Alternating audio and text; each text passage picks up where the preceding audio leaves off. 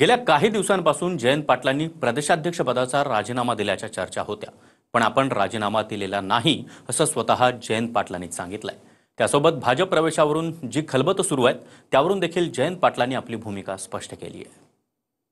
तुम्ही राजीनामा दिला अशा की मी राजीनामा दिलेला नाहीये, पण उद्या आमची पक्षाची अंतर्गत पक्षाची बैठक आहे। अंतर्गत नाही, पक्षाची सर्वसाधारण बैठक आहे।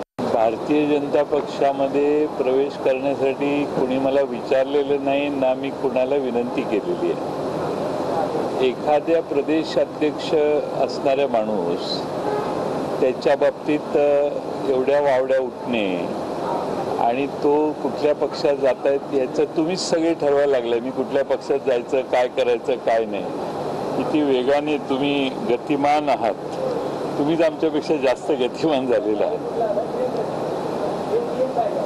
पाटलांचं ठरलं, पण कशावरून आणलं?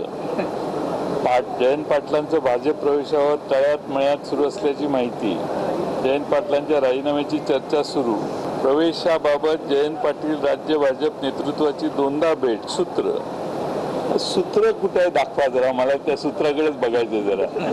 असं कधी असतं का?